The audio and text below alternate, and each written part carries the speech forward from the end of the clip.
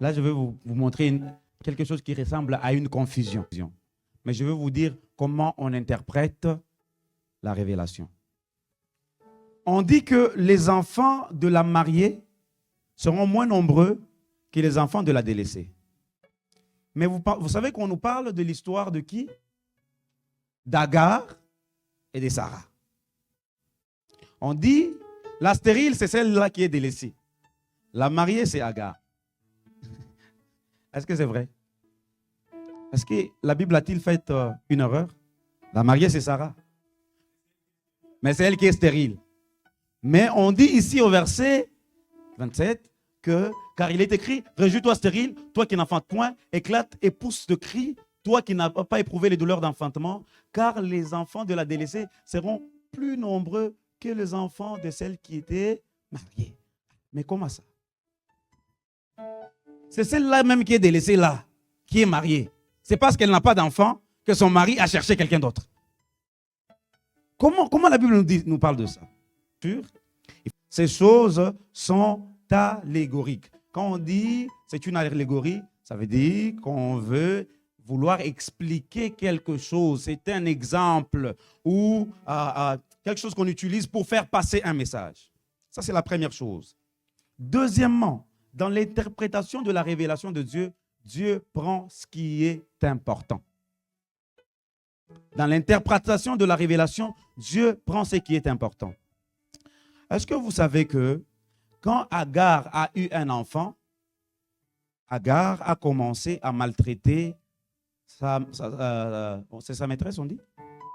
Vous voyez qu'elle a commencé à la maltraiter. Et un jour, Sarah va voir Abraham et lui dit, Abraham, que Dieu soit juge entre moi et toi. Parce que c'est à cause de toi que cette fille est en train de me mépriser.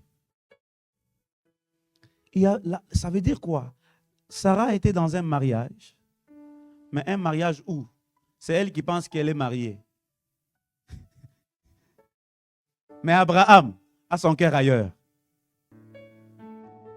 Sarah, elle sait que je suis marié. Mais Abraham sait, bon, de toutes les façons, celle qui m'a donné un enfant, c'est Agar. C'est d'elle que je tire un héritier. Dans la tête et dans les pensées d'Abraham, c'était Agar. Il y a des gens, vous êtes dans des mariages. C'est vous seul qui êtes dans le mariage. L'autre est déjà quitté.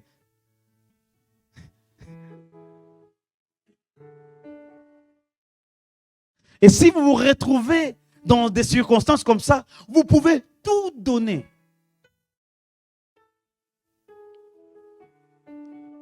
Je vais vous parler, chers frères, très clairement. Pour les sœurs, pour les frères, à qui Dieu a fait grâce d'être dans un mariage, ne méprisez pas ceux qui ne sont pas dans un mariage. Ou ceux qui étaient dans un mariage et qui n'y sont plus. Il y a des gens, si ça ne dépendait que d'eux, leur mariage ne mourrait pas. Est-ce que vous le savez? Il y a des gens, si ça ne dépendait que d'eux, vraiment, jusqu'aujourd'hui, ils seraient ensemble. J'ai parlé avec un frère ici à l'église. Et moi, je lui ai dit, frère, il est temps, refais ta vie. Il m'a raconté une histoire de comment il a eu quelqu'un. Ils ont vécu ensemble. Ils ont eu même un enfant ensemble. Après, la femme ne voulait plus rien savoir. Il m'a dit, pasteur, j'ai tout fait pour sauver mon mariage. Je n'ai pas pu. J'ai tout donné. Si le mercredi, j'ai eu la chance d'avoir un autre frère ici à l'église. Il était assis ici et j'étais assis à ses côtés. On était juste deux.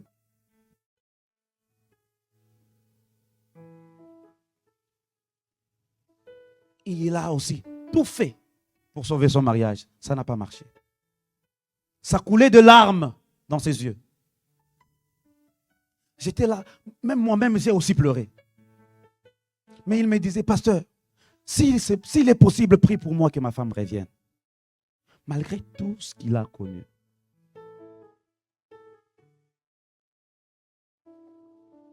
Pourquoi l'Église est-elle remplie de jugement? Si une sœur n'est pas dans un mariage et que vous la voyez à côté d'un mari à quelqu'un, ça veut dire qu'elle est en train de vouloir prendre son mari. Quelle méchanceté, l'Église! Nous allons où avec ces choses? Pourquoi l'Église est devenue un lieu de méfiance? Sarah pense qu'elle est dans un mariage. Or, elle est déjà devenue délaissée depuis longtemps. Le monsieur est parti. Le monsieur est parti. Seigneur, je prie que tu donnes la force, Seigneur, à toutes ces personnes qui ont essayé, qui ont tout donné pour sauver leur couple, mais ça n'a pas marché. J'ai prié pour toutes ces personnes, Seigneur. J'ai prié aux dieux pour de nouvelles horizons. J'ai prié pour une nouvelle grâce. J'ai prié pour une nouvelle faveur. Seigneur, j'ai prié pour de nouvelles relations. J'ai prié pour de nouvelles connexions. J'ai prié, Seigneur, que ta grâce les atteigne.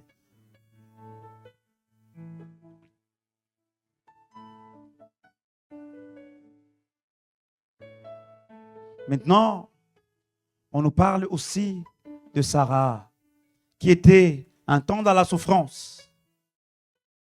Mais c'est d'elle que la promesse devait s'accomplir.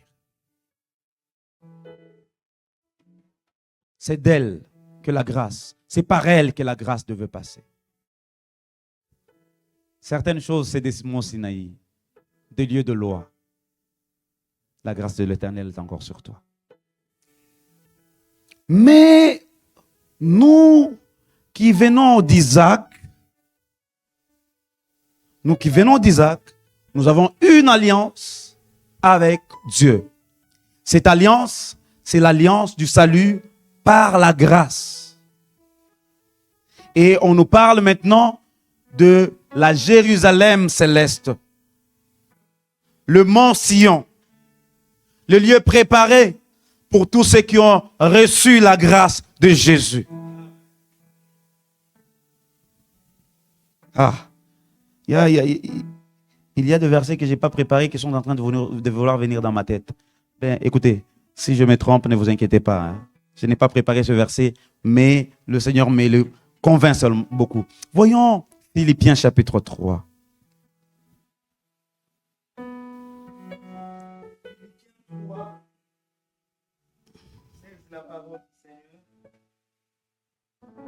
Tellement au point où nous sommes parvenus, avançons.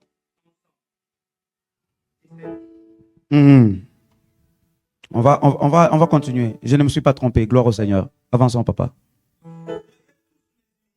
Soyez tous mes imitateurs. Car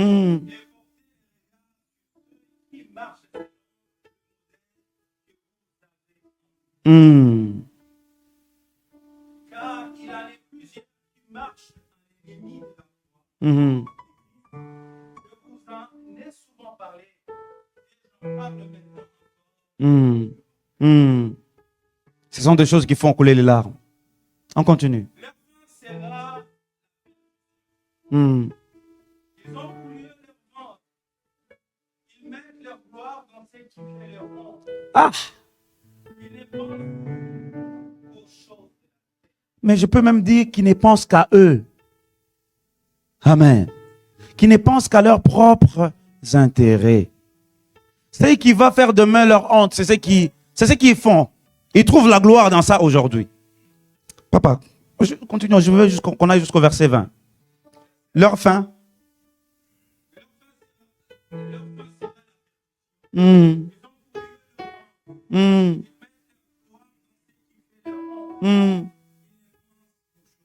Verset 20.